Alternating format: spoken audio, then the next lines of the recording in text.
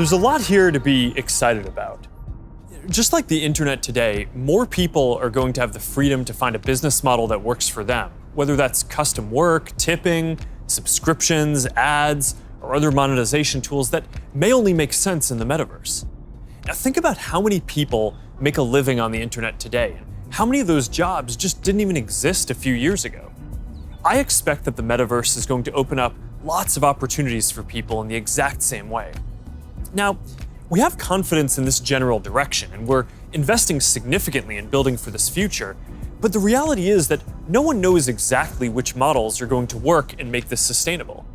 So we're going to approach this with humility and openness, and we're going to work with anyone whose efforts will help bring the metaverse to life.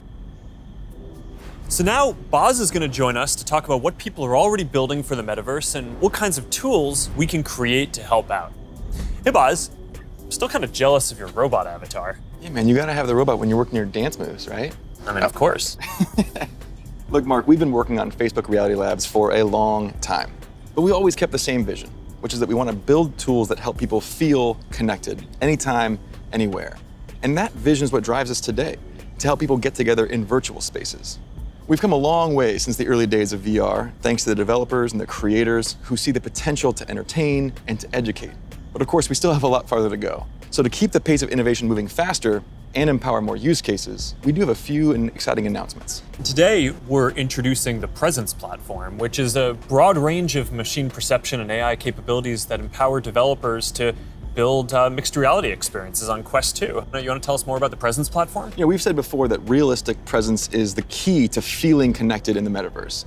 And the Presence platform's capabilities are what's going to deliver on that promise. Things like environmental understanding, content placement and persistence, voice interaction, standardized hand interactions. In fact, let's start with hands. I mean, the human hand is an engineering marvel.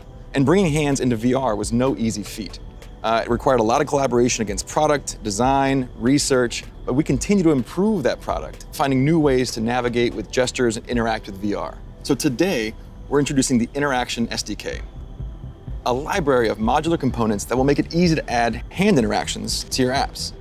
That's pretty exciting. Yeah, we really think this is going to help people accelerate the build time for new and existing titles that allow people to use their hands more naturally in more virtual experiences. Now, in addition to hands, there's another exciting interaction space for VR. That's your voice. The Voice SDK lets developers integrate voice input into their games and apps so they can create new gameplay and navigation. So soon, you'll be able to jump into a FitXR workout and shake up your routine just by saying, "Surprise me." Oh, yeah, I've tried this one before. This one's really tough. Yeah, me too, it is. Since we launched the Pass-Through API, we've already seen breakthrough experiments from developers that blend the virtual and the real world. Soon, with our next SDK release, developers will be able to ship their mixed reality apps on the Oculus Store and an App Lab. Now, of course, access to pass-through by itself is not enough. To achieve that rich mixed reality experience, apps also need to be aware of things in the room and, blend the virtual objects with the physical environment around them so they can coexist in the same space. So developers want to be able to place, persistent world-locked content like animated holograms or your Instagram feed in your real space. And tools like spatial anchors and scene understanding capabilities will help make these mixed reality experiences feel seamless. Now, I'd gladly nerd out with you on the technical details of this with you. I know. But I think it's better to show you. Load the world beyond. This is Oppie. Oppie, come on, Oppie. Who's a good persistent state virtual object layered on an interactive pass-through environment? Oh, you are. Yes, you are. Oppie, sit. Pets in the metaverse, man. Just as stubborn as they are in the physical world. You know, Boz, I always really wanted a forest in my living room. Did you? Not really. I'm looking forward to how developers are going to be able to build a new generation of mixed reality experiences on Quest 2.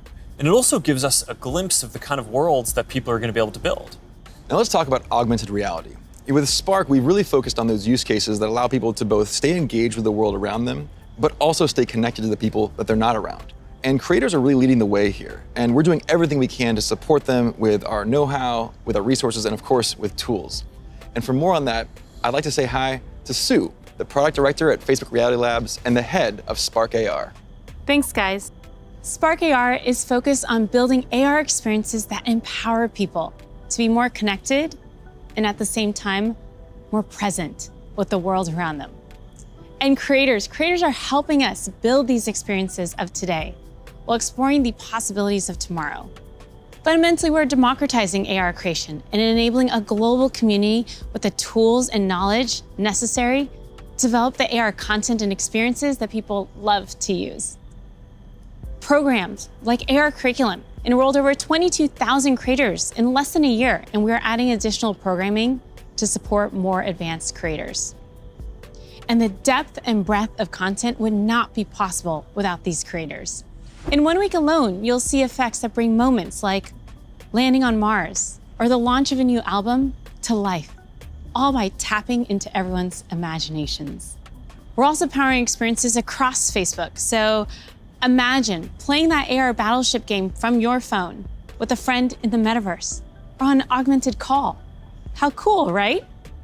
Right now, we have over 600,000 creators in our community with diverse needs and motivations for using AR to engage with their fans and audiences.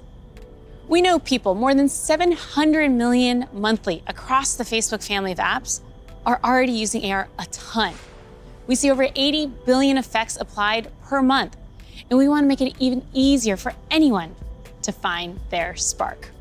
So we created a tool, codenamed Polar, that makes AR creation possible for novice creators who have no prior experience in art, 2D or 3D design, or programming. Think paint by numbers.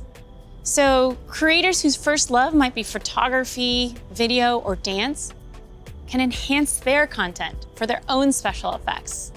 And that's an important piece of this vision and this community. It's open to anyone and everyone who's curious.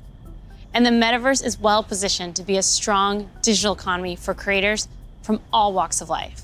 This is primitive to a functioning metaverse.